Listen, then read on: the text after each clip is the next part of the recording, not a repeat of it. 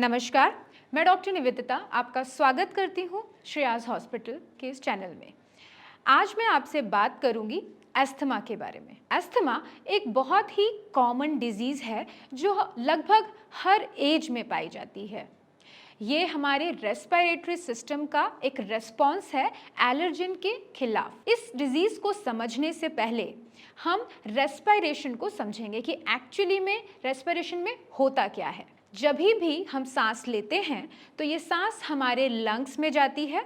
Lungs के सबसे छोटे पार्ट एल्वियोलाइज के आसपास जितनी भी हमारी आर्टरीज और वेन्स हैं उसकी छोटे पार्ट यानी कैपिलरीज होती हैं। जब ये सांस एल्वियोलाइज में जाती है तो कैपिलरीज में प्रेजेंट कार्बन डाइऑक्साइड को एब्जॉर्ब करती है और ऑक्सीजन को उन्हें दे देती है।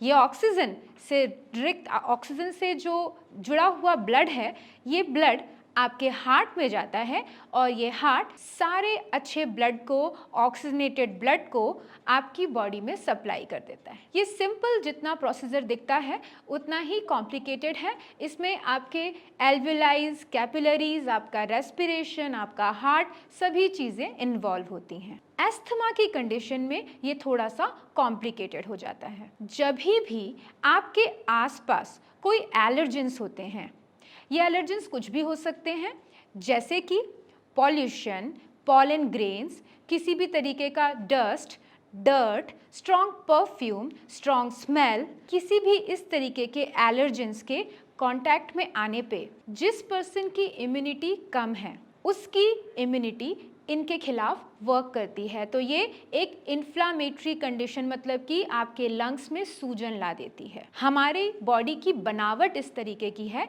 कि कोई भी ऐसी चीज़ जो हमारे शरीर के लिए ठीक नहीं है उसे अंदर ना आने दें। इसी वजह से जितने भी ये एलर्जेंस हमारे शरीर के कांटेक्ट में आते हैं, हमारी बॉडी इसे एक तरीके से अवरुद्ध करना चाहती है शरीर में आने के लिए, जिसके लिए एक बैरियर बनाती है। बैरियर मतलब एक दरवाज़ा खड़ा कर देती है ताकि ये एलर्जेंस हमारे शरीर में ना आ पाएँ। इसके लिए हमारे जितने भी रेस्पिरेटरी मसल्स हैं, जो हमारे ट्रैकिया है या हमारी लैरिंग्स हैं, फेरिंग्स हैं, इन सभी जगह की जो मसल्स हैं उसमें कॉन्ट्रैक्शन होता है। इसके साथ ही कई सारा म्यूकस सिक्रीशन होने लगता है जिससे ये एलर्जेंस हमारे शरीर में प्रवेश ना कर सके। ये इसमें कामयाब तो होता है, लेकिन इसी के साथ ही आपकी सांस आने और जाने का रास्ता भी अवरुद्ध हो जाता है, जिसकी वजह से आप प्रॉपरली सांस नहीं ले पाते हैं।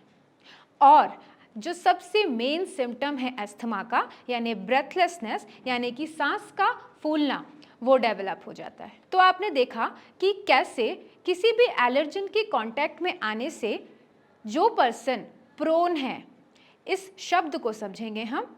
प्रोन का मतलब ये होता है ये एलर्जेंस लगभग हम सभी के आसपास हैं, लेकिन कुछ पर्टिकुलर लोग, कुछ पर्टिकुलर बच्चे, कुछ पर्टिकुलर बड़े लोग इस तरीके का रिस्पॉन्स देते हैं। इसका मतलब उन्हीं की बॉडी ओवर सेंसिटिव है, उन्हीं की बॉडी इस एलर्जन के खिलाफ रिएक्शन दे रही है। आपको इस प्रोसीजर को जब समझ चुके हैं तो आपको करना क्या है? आपको अपने इम्यूनिटी पे काम करना है। और आप अपनी इम्यूनिटी को कैसे मॉड्यूलाइज कर सकते हैं, कैसे मॉड्यूलेट कर सकते हैं, हम अपने नेक्स्ट वीडियो में डिस्कस करेंगे। इसी तरीके की कुछ इंटरेस्टिंग इन्फॉर्मेशन के लिए जुड़े रहें हमारे इस चैनल से।